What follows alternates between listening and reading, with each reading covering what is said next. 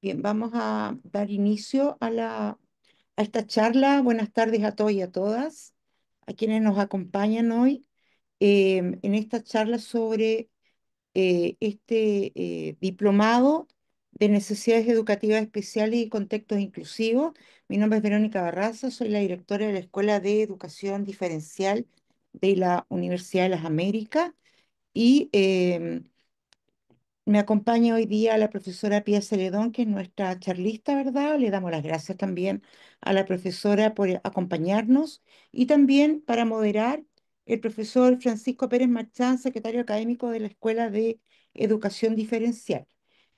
Comentarles que la temática de necesidad educativa especial y contexto inclusivo abordará todo lo que tiene que ver con los retos y los desafíos, ¿verdad? Las oportunidades que enfrentan los educadores, los docentes en general al trabajar en entornos inclusivos, así como también la importancia de conocer la política educativa que rige a nuestro país y que es el marco de acción para lograr una educación inclusiva.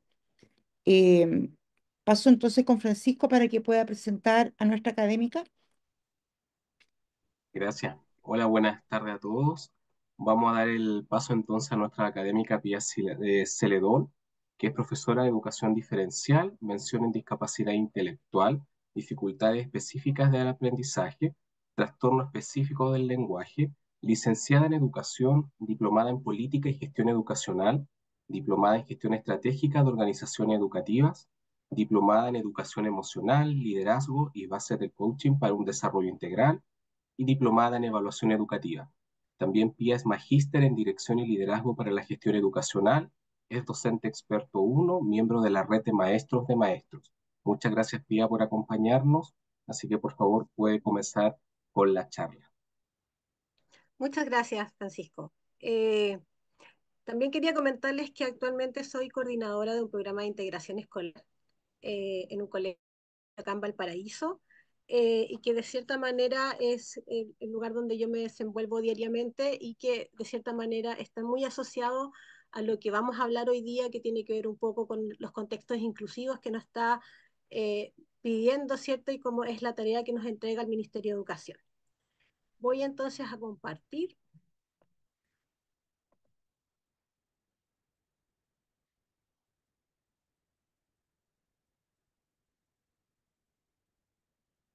Ahora sí. Bueno, como bien ya presentaron, ¿cierto? La charla de hoy día lleva el nombre un poco del diplomado, ¿cierto? Necesidades educativas especiales y contextos inclusivos.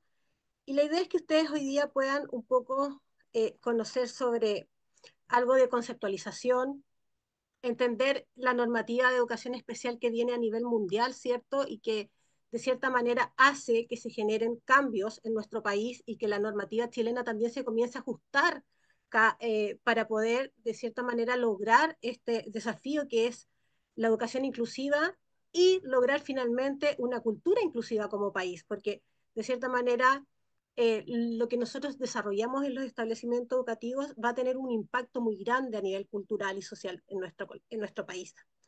Eh, para poder entender un poco, es importante que podamos definir lo que son los contextos inclusivos, porque los contextos inclusivos no están solo dentro de las salas de clases ni dentro de los establecimientos educativos, sino que un contexto inclusivo es aquel que reconoce y valora la diversidad de todas las personas y que se construye, ¿cierto?, de cierta manera en base a las características y a las necesidades que tiene cada uno de ellos. Ahí podemos ver una imagen de una escalera, ¿cierto?, que de cierta manera uno incluso la puede encontrar hasta bonita como con un diseño nuevo, innovador, pero de cierta manera lo que se busca con esta simple escalera es que todas las personas puedan tener un acceso sin mayores dificultades a los espacios en donde puedan transitar, ¿cierto? Acá podemos transitar personas con escasa movilidad, madres que tienen a sus hijos en coche, ¿cierto? Personas que no tienen dificultades de movilidad. Y lo que buscan los contextos inclusivos y el diseño universal, que en este caso es lo que vemos en esa imagen, de cierta manera se mueve bajo tres principios. El primero es que tiene que ser flexible. o sea que se puede usar de diferentes maneras. En educación también lo vemos así. Siempre nos hablan de la flexibilidad del currículum. Eh, Otro principio tiene que ver con que sean intuitivos, o sea que de cierta manera no requieran instrucciones para que las personas lo puedan usar. Y por último, y lo más importante, es que sean seguros, o sea que reduzcan al mínimo las posibilidades de sufrir alguna consecuencia adversa. Que eso también lo podemos ver en nuestra educación cuando hablamos de educación inclusiva. Está como principio en uno de nuestros decretos, que es el decreto 83, y por ende es muy relevante que cuando nosotros pensamos en promover un contexto inclusivo dentro de nuestros establecimientos, consideremos esos tres aspectos: la flexibilidad, que sea intuitivo y por sobre todo que sea seguro. ¿Por qué? Porque los establecimientos educativos deben ser espacios seguros para todos los estudiantes. Todos los estudiantes se tienen que sentir a gusto, deben tener la capacidad de participar, ¿cierto? De aprender, de poder lograr una promoción y de cierta manera lograr eso tan ansiado que no solo está asociado a lo curricular y al aprendizaje, sino también un poco a la experiencia social y personal de la felicidad, ¿cierto? De poder compartir, interactuar y desenvolverse de manera más integral y no solo educativa. Y en cuanto a las necesidades educativas especiales, el Ministerio de Educación nos dice que un estudiante presenta necesidades educativas especiales cuando muestra dificultades mayores que el resto de sus compañeros que tienen la misma edad cronológica, ¿cierto? Para acceder a los aprendizajes que corresponden, por ejemplo, a su edad, ¿cierto? Y a su curso en cuestión. Y por lo mismo se requiere compensar estas dificultades, ¿cierto? Con apoyos extraordinarios, especializados, ¿cierto? Que de cierta manera, si pensamos en que el estudiante no las reciba, obviamente va a tener menos oportunidades de aprendizaje y desarrollo, ¿ya? Nuestros estudiantes en nuestro país van a la escuela a desarrollar, ¿cierto? Aprendizajes y de cierta manera todos los estudiantes, independiente de sus características de aprendizaje, debiesen lograr aquel ansiado aprendizaje, ¿cierto?, de contenidos que le permita desarrollarse como ser integral. Eh, que hayamos llegado a esto actualmente en nuestro país no es algo del azar, no es algo que a alguna presidente se le haya ocurrido, ¿cierto? Sino que más bien responde a una necesidad que se está presentando a nivel mundial y que de cierta manera en un momento nuestro país dice, sí, nosotros también queremos participar, también queremos generar cambios, ¿cierto? Y se adhieren a ciertas convenciones y a ciertos eh, trabajos que ya de cierta manera se han hecho en otros países. Ustedes saben que hay otros países que están adelantados en relación a nosotros en los procesos inclusivos y es ahí donde Chile dice, sí, nosotros también queremos participar. Uno de ellos es el informe Warnock, ¿cierto? Que es del año 1978 y se publica en Reino Unido. ¿Ya? Ahí se hace un estudio y de cierta manera en este estudio se apostaba a la inclusión del alumnado con necesidades educativas especiales en las escuelas ordinarias. Estamos hablando de 1978, ¿ya? Eh, ya bastante tiempo en donde se visualiza que existen estudiantes que presentan algunas necesidades y que no pueden rendir a la par con sus compañeros, y ellos consideran que es muy relevante incorporarlos, ¿cierto? Incluirlos en las escuelas ordinarias para que ellos puedan también desarrollarse como personas. Luego de esto da paso a que a nivel mundial comiencen otros países a hablar también del tema, y es así como llega la declaración de Yomtien en el año 1990. Esto es una convención que se realiza en Tailandia, ¿cierto? Y en donde las Naciones Unidas, ¿cierto? Una serie de países que la conforman generan y afirman, ¿cierto? La Declaración Universal de Derechos Humanos. Y en ella principalmente se destaca de que toda persona tiene derecho a la educación. Volvemos al tema de que no son solo un grupo de personas, sino que son todos los estudiantes o todas las personas que están en edad para estudiar, ¿cierto? Tener la capacidad de poder estudiar en un establecimiento, ¿cierto? Y con esto, de cierta manera, se buscaba, se promovía que empezara a reducirse el nivel de deserciones escolares que existían en los países. Ya nosotros hasta hace un par de años teníamos un alto nivel de deserción escolar en los establecimientos educativos. Y acá los países europeos, ¿cierto? Principalmente, también tenían esa necesidad en el año 1990 y promueven esta declaración para, de cierta manera, empezar a bajar estos índices que en ese entonces también eran muy altos. Luego viene la educación para todos, que se genera como un movimiento y esto se firma en Dakar, ¿cierto? En el año 2000, ¿ya?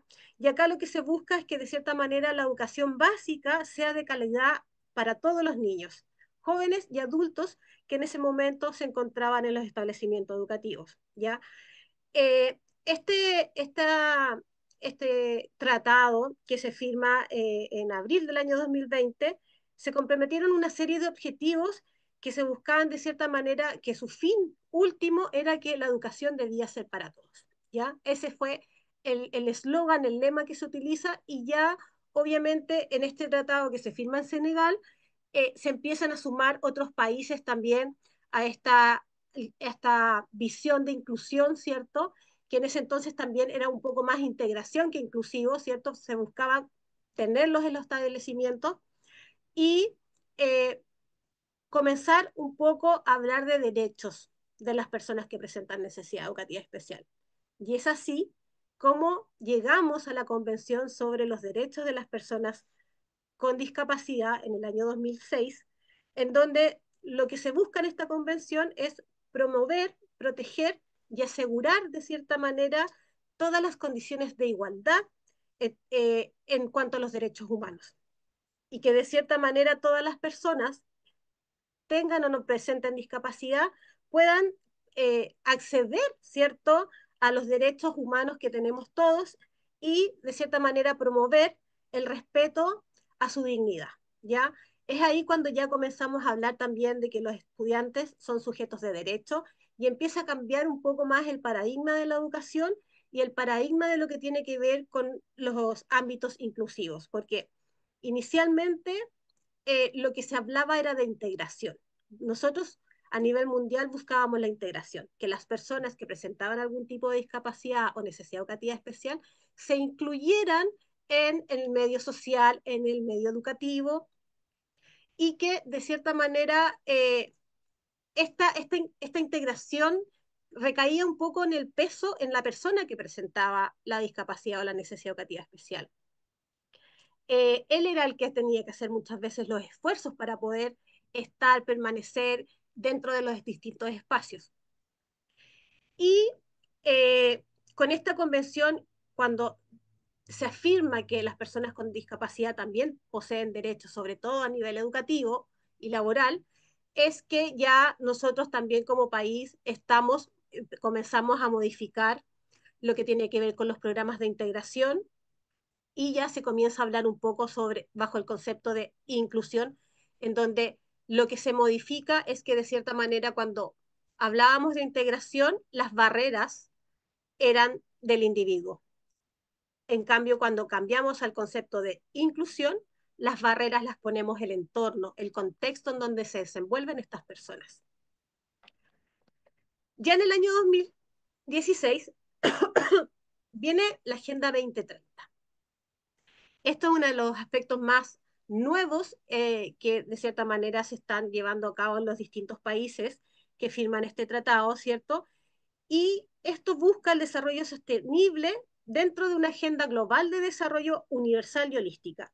Y ahí nosotros podemos ver acá en la presentación diferentes objetivos que tiene esta Agenda 2030 que busca el desarrollo sostenible, en donde podemos visualizar que el cuarto objetivo tiene que ver con la educación de calidad, bajo la normativa de que la educación es para todos. ¿Mm? Y por otro lado, encontramos que en el objetivo, hoy se me perdió el objetivo, en el número 10 habla de la reducción de desigualdades, tanto a nivel escolar como laboral y social.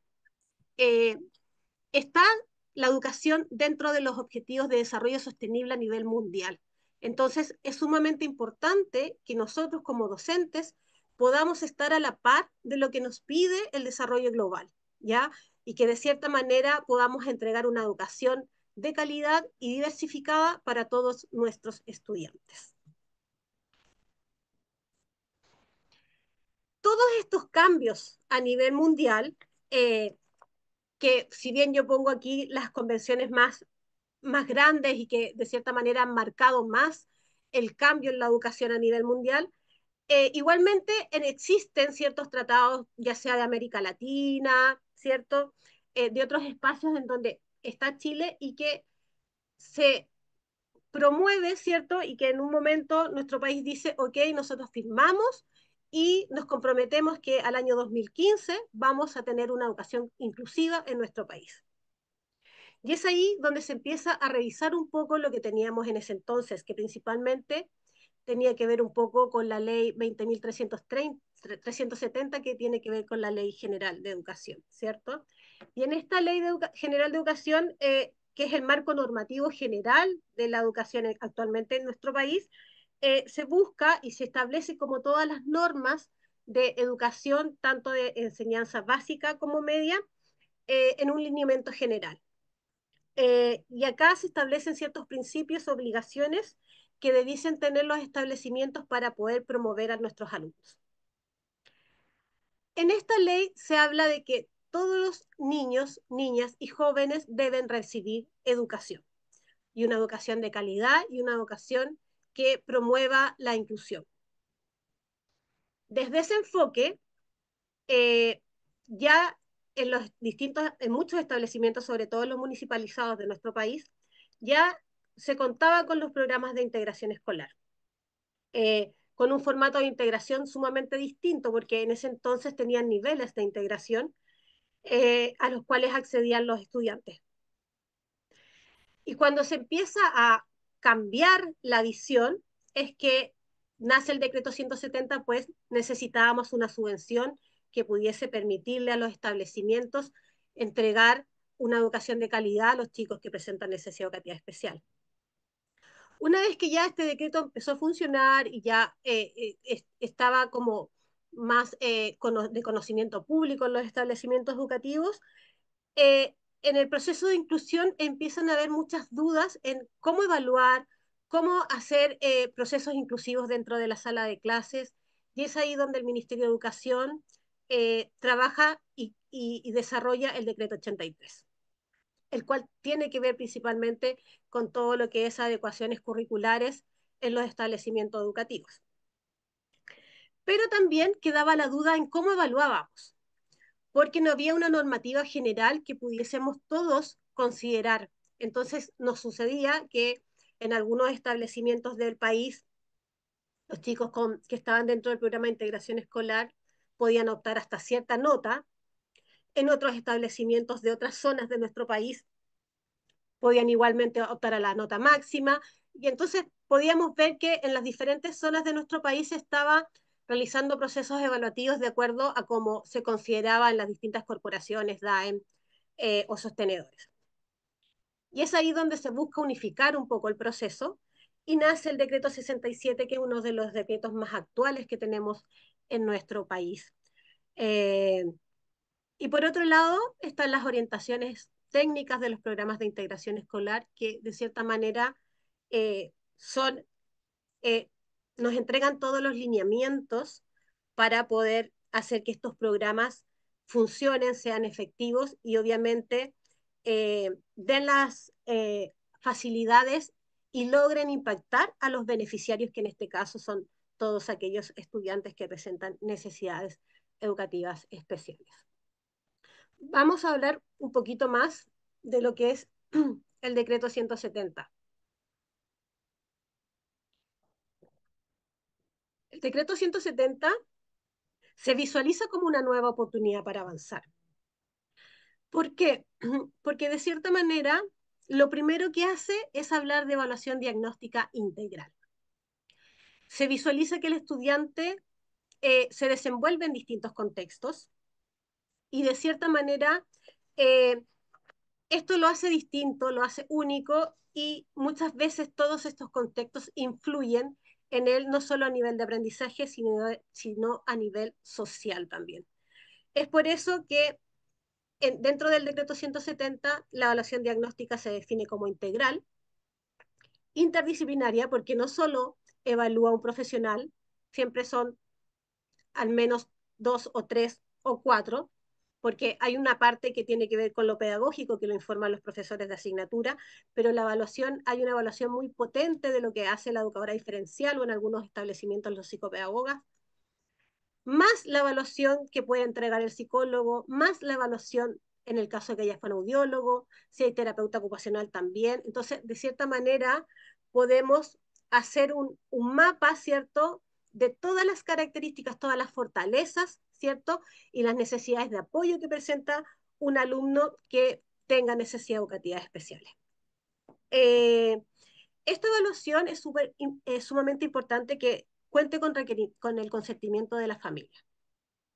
Nosotros, como el niño es un sujeto de derecho, no podemos pasar a llevar a este menor y obviamente la familia nos tiene que autorizar para poder hacer esta evaluación que inicialmente a veces puede ser un poco larga, ¿cierto? En algunos casos no lo es porque de cierta manera quizás la necesidad educativa no requiere tanto apoyo, pero lo importante, más allá del diagnóstico, es poder identificar las necesidades de apoyo, porque las necesidades de apoyo es la que a los docentes les va a permitir poder entender la diversificación que deben realizar, poder visualizar cuáles son las adecuaciones que van a utilizar, poder visualizar cómo voy a generar el proceso evaluativo y todo lo que corresponde a los años escolares, ¿cierto? Y educativos.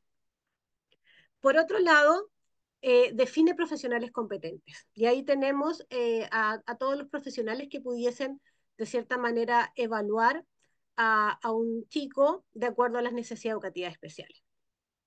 Por un lado, la profesora de educación diferencial o psicopedagoga siempre va a estar en todas las evaluaciones. Y va a depender de qué necesidad educativa especial se presenta, si es que va a sumarse un psicólogo o el neurólogo, ¿cierto? El médico pediatra, psiquiatra, fonoaudiólogo o torrino. Se nos pide una valoración de salud que para todos los tipos de necesidades educativas especiales son los neurólogos y los psiquiatras los que cuentan con la autorización ministerial para poder dar veracidad, ¿cierto? Y que se confirme el diagnóstico de los equipos evaluadores. Eh, el decreto 170 también clasifica a los estudiantes. Los clasifica en estudiantes con necesidades educativas especiales, ya sea transitorias o permanentes. Los transitorios son estudiantes que por un periodo de su vida escolar van a necesitar de los apoyos de profesionales especializados para poder desarrollar todas las habilidades necesarias que le permitan luego transitar la vida educativa de manera más individual, ¿cierto? Y sin tanto apoyo, que de cierta manera solo la diversificación lo beneficie dentro de la sala de clases. Dentro de los diagnósticos que nosotros podemos encontrar en las necesidades educativas especiales transitorias, tenemos por un lado los trastornos específicos de aprendizaje, que ahora son conocidos como dificultades de aprendizaje, específicas de aprendizaje, que son las DEA, ¿cierto? Están los trastornos específicos del lenguaje, que hace muy poco el Ministerio de Educación dijo que el próximo año la nomenclatura ya no va a ser TEL, sino que va a ser TL solamente. Eh, Está el trastorno por déficit atencional con hiperactividad y lo que tiene que ver con rendimiento intelectual, ¿cierto? En el rango de funcionamiento intelectual limítrofe. Esos son los diagnósticos que de cierta manera van a contar con apoyo especializado por un par de años, ¿cierto? Eh, Buscando, promoviendo que el estudiante desarrolle las habilidades que le permitan, ¿cierto?, continuar de forma satisfactoria la vida educativa. Y por otro lado, están las necesidades educativas especiales permanentes, en donde el estudiante va a requerir durante toda su vida escolar, ¿cierto?, apoyos especializados. ¿ya? De uno, dos o tres profesionales va a depender principalmente de las características de su diagnóstico y principalmente de las necesidades de apoyo que éste requiere. Y dentro de esta clasificación encontramos, por un lado, la discapacidad visual y auditiva, que son necesidades educativas especiales del ámbito sensorial, perdón.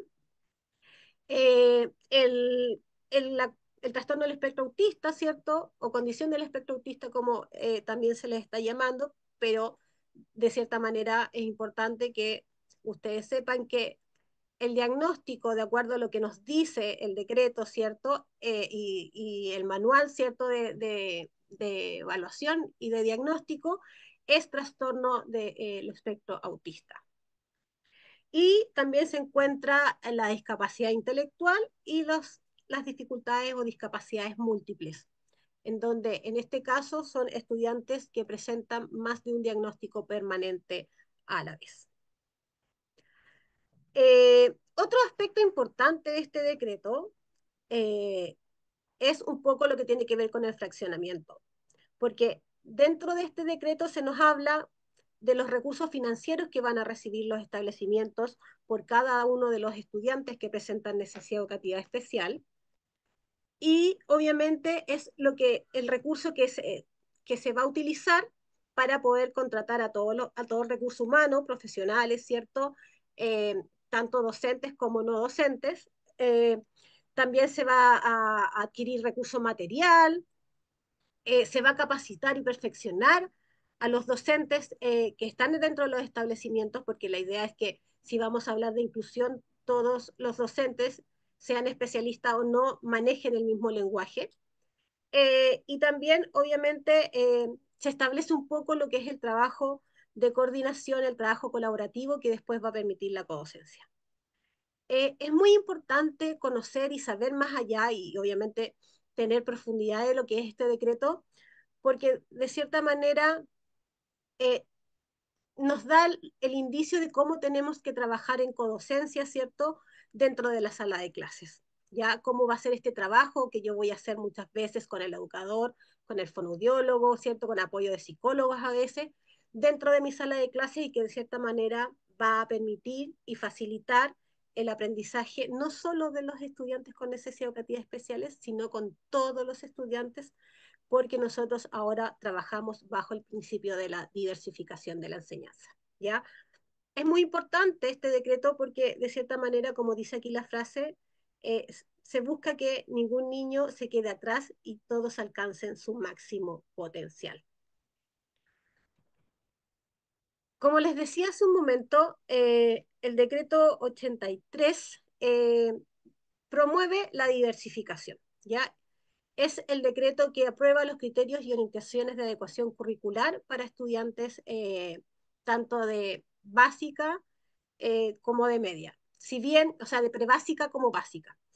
Si bien la media no está descrita en este decreto, ya prácticamente todos los establecimientos de nuestro país incorporaron la diversificación, ¿cierto?, hasta cuarto medio, porque los alumnos que presentan necesidades educativas especiales los podemos encontrar hasta enseñanza media, ¿ya? Este decreto, a diferencia del decreto 170, está dirigido a todos los establecimientos educativos de nuestro país, sean municipales o particulares o fundaciones, ¿ya? Porque de cierta manera, en todos los establecimientos de nuestro país se tiene que diversificar para todos los estudiantes y se tiene que hacer adecuaciones cuando lo requieran. Eh, Cuando nosotros hablamos de diversificación, no hablamos en torno solo a la diversificación de la enseñanza. El término diversificación o diversidad, ¿cierto? Atañe a las características individuales de todos los estudiantes. De cierta manera, promueve mucho que los docentes puedan identificar que todos los estudiantes que tienen dentro de la clase son diversos. Todos son seres únicos, ¿cierto? Que de cierta manera van a atender de manera diferente, van a responder de manera diferente, van a aprender de manera diferente. Entonces, por eso la importancia de la diversificación, porque esto no es solo para el niño que quizás va a tener ciertas dificultades y va a requerir apoyos para su proceso de aprendizaje, sino que beneficia también el aprendizaje de todos los estudiantes que están dentro de la sala de clases. Y es muy importante conocer esto en profundidad. Ya hoy día yo lo voy a conversar como muy simple, ¿cierto? Pero el decreto 83 promueve que la diversificación de la enseñanza, en donde nos habla del diseño universal, pero del aprendizaje, yo antes les hablaba del diseño universal arquitectónico, eh, esta tarea de diversificación es para todos los docentes de nuestro país, no es para los especialistas. Los especialistas apoyan a los docentes para que puedan realizar el proceso de diversificación.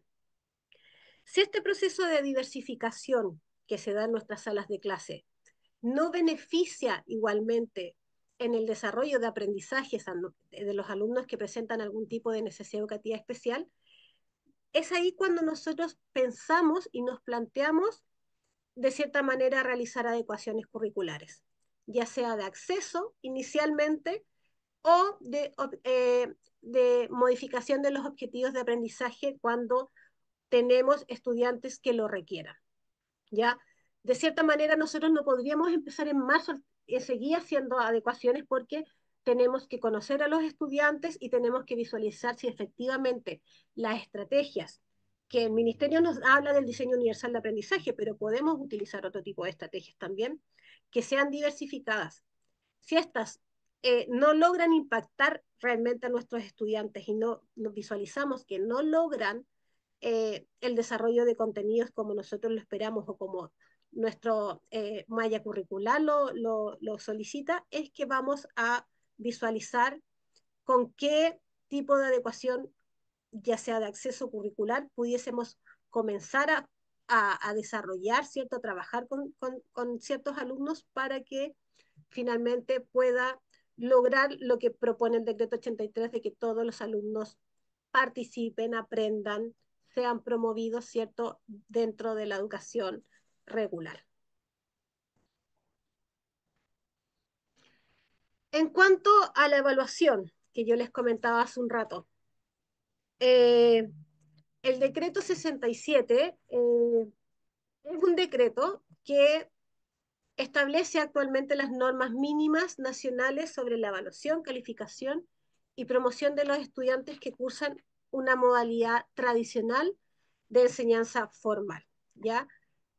¿Por qué destaco que es la modalidad tradicional de enseñanza formal? Porque actualmente en nuestro país igualmente hay muchos establecimientos que ahora son online y que de cierta manera ellos ya tienen una evaluación planificada y distinta, entonces obviamente no podrían tomar y no están obligados a tomar de forma declarativa este decreto. Pero sí todas las escuelas que tienen una modalidad tradicional. Lo que se busca aquí es promover primeramente la modificación del reglamento de evaluación. De cierta manera actualizarlo a lo que nos propone este decreto, en donde de cierta manera la calificación cambia. Los establecimientos tienen la facultad para poder identificar cuántas notas van a tener los estudiantes, cuáles son las formas de evaluación que van a realizar para lograr estas calificaciones, ¿cierto? E incluso los porcentajes que pudiesen tener cada semestre, ¿cierto? Que llegan a la nota final del año. También habla de la promoción. Ahora quizás alguno de ustedes en su establecimiento está pronto o ya tuvo el Consejo de Decreto 67, ¿cierto? Donde de cierta manera se lleva a conversación, ¿cierto? Estos alumnos que pudiesen o no repetir, ¿cierto? Y hay que visualizar eh, cómo podríamos abordar este estudiante en el caso que lo promovamos o cómo lo vamos a hacer si este alumno consideramos que mejor que quede en el mismo año para poder, de cierta manera, poder desarrollar los contenidos y habilidades que no logró en este año en cuestión, ¿cierto? Entonces, aquí nos dan como todas las pautas también para poder hacer este proceso de promoción. Lo importante de esto es que las familias, ¿cierto? También es que tienen que estar de acuerdo con lo que propone los establecimientos educativos. Y por otro lado, nos habla de evaluación. Y este decreto nos pone la nueva visión de la evaluación formativa, que de cierta manera muchas veces en los establecimientos educativos no estamos tan acostumbrados a realizarla, porque la evaluación formativa implica más lo que logramos con esta evaluación formativa principalmente es que los docentes tengamos información sobre si efectivamente nuestros alumnos están aprendiendo. Más que una nota, un porcentaje de logro, ¿cierto? Es saber, por un lado, si están aprendiendo y eso me puede llevar a reflexionar sobre mi didáctica, a reflexionar sobre mi práctica educativa, ¿cierto? Y de cierta manera puede generar cambios en mi forma de hacer clases, ya porque quizás las estrategias de diversificación que yo estaba utilizando no eran las más pertinentes y por ende no están dando resultados.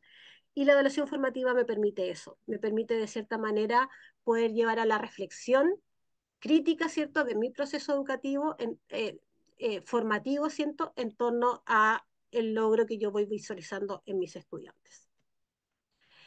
También este decreto nos habla de evaluación diversificada y diferenciada, que de cierta manera también son conceptos que muchas veces generan confusión eh, y que de cierta manera es muy importante que todos los docentes puedan tenerlo claro. En el diplomado nosotros trabajamos esto, lo visualizamos, se marca mucho la diferencia para que de cierta manera los profesores puedan entender claramente cómo llevarla a cabo y cuál es su diferencia.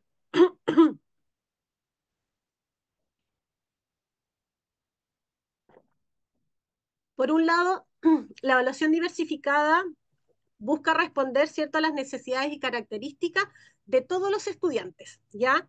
Desde la diversificación de la enseñanza. Nosotros con Decreto 83 estábamos diversificando en el aula, por ende nuestras eh, evaluaciones también debiesen tener el mismo matiz, la misma diversificación. Y de cierta manera, lo que nosotros debiésemos, por un lado, considerar al momento de hacer una evaluación diversificada es cuáles fueron las formas de aprender que tuvieron mis estudiantes, cuáles son los niveles de aprendizaje que tengo dentro de la sala de clases, cuáles son la multiplicidad de intereses que existen en esta sala de clases. Y por otro lado, también a veces considerar las características, por ejemplo, culturales, porque sabemos que hay muchos establecimientos que cuentan con estudiantes que son migrantes, ¿cierto? Y que obviamente nosotros también tenemos que considerar dentro de este proceso de diversificación. ¿Y qué es lo que cambia finalmente en esta evaluación? Principalmente el formato, ¿ya? Los objetivos de aprendizaje y los indicadores de logro debiesen ser los mismos. Es el formato el que yo voy adecuando a las características. Puedo hacer un formato diversificado completo, puedo hacer dos formatos de evaluación de acuerdo a las características.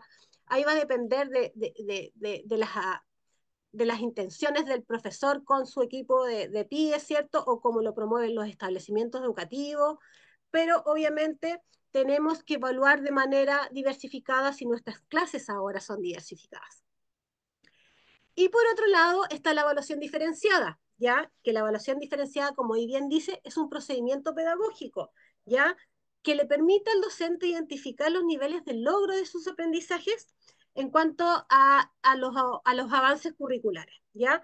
Y que de cierta manera son utilizados muchas veces por estudiantes que presentan necesidades educativas especiales y que requirieron de un plan de adecuación curricular en donde los objetivos fueron modificados. Y como ya el objetivo es distinto a su grupo curso, es que yo hago una evaluación distinta, un procedimiento de evaluación distinto que le permita a este estudiante con necesidades educativas especiales poder demostrar lo que realmente sabe y lo que realmente aprendió. ¿Cuándo se puede usar? Cuando yo ya lo tengo especificado e incluido en mi reglamento de evaluación. ¿Ya? Esto tiene que estar descrito en el reglamento para que yo lo pueda realizar como docente. Además, se debe acreditar que efectivamente el estudiante presenta algún tipo de necesidad educativa especial, ya sea transitorio y permanente, porque son aquellos alumnos a los cuales nosotros les pudiésemos hacer adecuaciones curriculares. Y por otro lado, es un trabajo que muchas veces, y que de cierta manera es la mejor forma de hacerlo, se hace, no recae solo su construcción en el docente de aula. Idealmente hay que hacerlo en nuestras horas de articulación, de trabajo colaborativo, en donde el profesional educadora diferencial, ¿cierto? Principalmente pueda contribuir a la construcción de este instrumento que va a permitir al alumno al cual le realizamos adecuaciones demostrar lo que sabe. Y como por último, yo les comentaba, es importante conocer el funcionamiento de los programas de integración escolar. Los programas de integración escolar nacen como una estrategia educativa para entregar los apoyos a los estudiantes que presentan necesidades educativas especiales en nuestro país. Se visualiza la necesidad de que hay estudiantes que de cierta manera no necesitan de una escuela especial y sí pueden estar inmersos, ¿cierto? Incluidos en escuelas regulares, pero van a requerir de ciertos apoyos. Y es ahí donde nace esta estrategia educativa. ¿Dónde se imparte actualmente en nuestro país? Bueno, en educación regular, ¿cierto? Principalmente en establecimientos que reciben subvención escolar del Estado eh, y que atienden niveles de prebásica, básica y media, y también se incluyen los establecimientos que realizan educación para adultos. De cierta manera, estos programas de integración escolar están formados por los especialistas que pueden apoyar el desarrollo educativo de los estudiantes que están dentro de un establecimiento educativo. Dentro de ellos, por ejemplo, están los kinesiólogos, pero ustedes pueden visualizar que no en todos los programas de integración hay kinesiólogo porque este se contrata cuando tenemos alumnos con eh, dificultades de movimiento, ¿cierto? Entonces, este profesional nos ayuda a realizar como todas las adecuaciones de acceso y además ciertas terapias que requieren los estudiantes para poder, de cierta manera, desarrollar habilidades que le permitan, obviamente, su continuidad y el aprendizaje. Eh, Terapeuta ocupacional a veces tampoco no hay en todos los establecimientos. Va a depender mucho de las características del alumnado y las necesidades que visualizan como comunidad educativa en torno a los beneficios que podría traer este profesional. ¿Quiénes siempre están dentro de los programas de integración escolar? La educadora diferencial o psicopedagoga, ¿cierto? El psicólogo, psicóloga y el fonoaudiólogo y fonoaudióloga, que son actualmente los profesionales que atienden las necesidades educativas especiales que de cierta manera hay mayor número en nuestro país. Eh, en nuestro país hay un alto porcentaje de estudiantes con trastorno del lenguaje, hay un alto porcentaje de estudiantes con déficit atencional, eh, que requieren del apoyo de estos profesionales y por eso generalmente los programas de integración se construyen con estos profesionales. Si ustedes van a trabajar en codocencia con algún tipo profesional porque tienen alumnos integrados, el conocer estos programas y toda la normativa que ellos los rige, les permite entender, por un lado, qué se hacen las horas de articulación, cómo se trabajan las horas de articulación, qué es lo que implica el trabajo colaborativo, qué es lo que implica la codocencia, qué tipos de codocencia existen, saber si lo que yo estoy haciendo es codocencia o no codocencia y cómo podría mejorar mis prácticas educativas. Entonces, de cierta manera, si bien esto es una estrategia educativa que está en casi todos los establecimientos de nuestro país, no digo todos porque los particulares no están obligados a tenerlos, eh, el conocer su funcionamiento finalmente va en beneficio de nuestros alumnos, porque obviamente nosotros podemos ampliar muchas veces nuestros campos de acción que en algunos casos no se hacía porque había desconocimiento del trabajo y de todo lo que debiese hacer el programa de integración escolar en los distintos establecimientos educativos de nuestro país. Y ya como dando un poco el cierre a todo lo que yo les quise comentar hoy día, les dejo esta frase que dice así: reconocer y atender las necesidades educativas especiales no es solo un acto de inclusión, sino una inversión en un futuro donde todos tengan la oportunidad de desarrollar su máximo potencial. Todos nuestros estudiantes pueden aprender, todos tienen habilidades para hacerlo.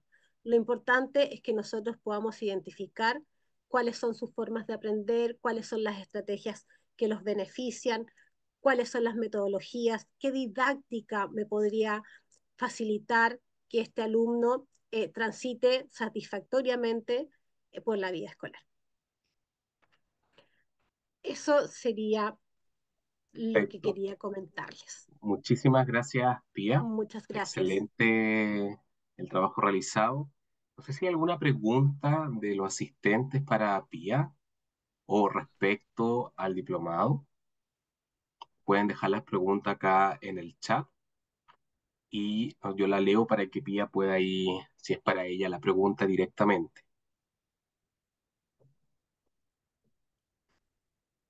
Cualquier consulta respecto a la charla también,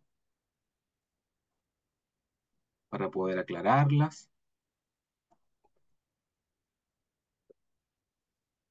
Ahí, Fernanda, tú me comentas si tú ves si hay preguntas. Yo estoy mirando el chat, pero al parecer no.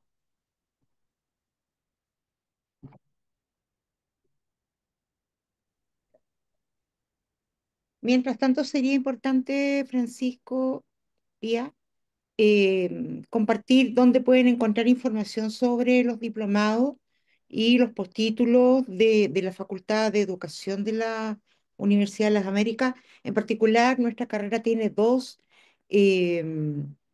diplomados y un postítulo.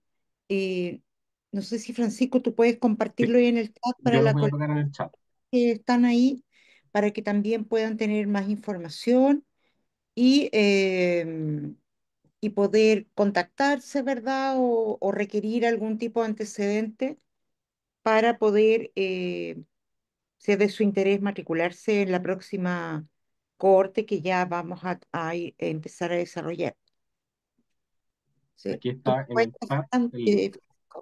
¿Mm? ¿Sí lo puedes compartir? Ahí se fue. Está listo en el chat.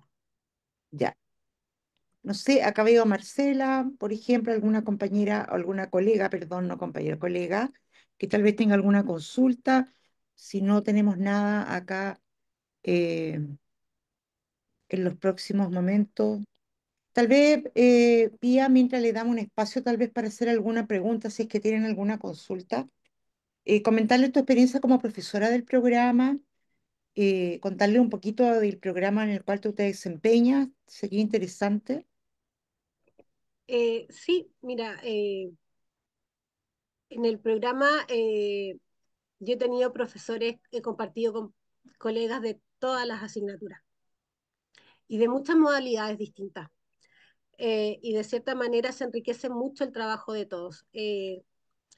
La educación virtual de cierta manera nos favorece conocer a colegas de todas las zonas de nuestro país y conocemos muchas realidades distintas, muchas formas de trabajar.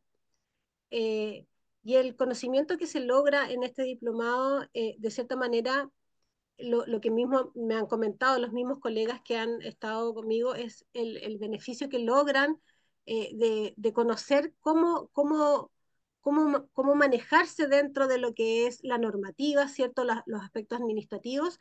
Y en el módulo que hago yo, que yo explico y conceptualizo y conocemos todas las necesidades educativas especiales que existen actualmente en nuestro decreto, de cierta manera entenderlo, conocerlo y les permite ir visualizando las formas de atención que pudiesen ellos realizar en los establecimientos educativos. ¿Ya? Se hacen discusiones, se hacen conversatorios, ciertos foros en torno a los mismos casos que tienen los participantes de este diplomado, ¿cierto? Y que muchas veces ingresan al diplomado como para poder resolver, ¿cierto? Y conocer y cómo atender a ciertos casos que tienen en los establecimientos educativos, y eso es sumamente satisfactorio. Acá en el diplomado también después identifican estrategias de trabajo, de evaluación, que obviamente les va a favorecer, ¿cierto? Les va a permitir desarrollar también un pensamiento más inclusivo porque de cierta manera la inclusión está en todos lados y en todo momento, entonces nosotros debiésemos ser inclusivos en nuestra vida cotidiana, ¿cierto? Y eso es algo que se abre un poco en nuestro diplomado, ¿cierto? Y que de cierta manera lo destacan mucho los participantes que han estado cursándolo. Perfecto. Muchas gracias, Pía. Y yo creo que ya vamos a cerrar. Es sumamente importante, bueno, todo lo que nos ha comentado Pía como académica del programa. Le damos las gracias a Pía. Y bueno, si es de interés, obviamente, de colegas, también pueden entrar a nuestra página y poder visualizar, ¿verdad? En UDLA, Francisco, tú tienes ahí más directo el link. Pueden mirar los programas que tenemos y hacer las consultas que consideren pertinentes si son de interés alguno de los programas. Em, el link de Francisco, creo que el link que pusimos no se puede visualizar tan claramente, pero tal vez mencionarlo, ¿tú lo tienes ahí? Está Está muy muteado. Ahora sí. No sé si mejor comparto la pantalla, si el link no se puede ver, tengo la pantalla acá y yo bien. compartir la Sí, página de mejor. nuestra universidad. Sí, Dame un segundo, acá.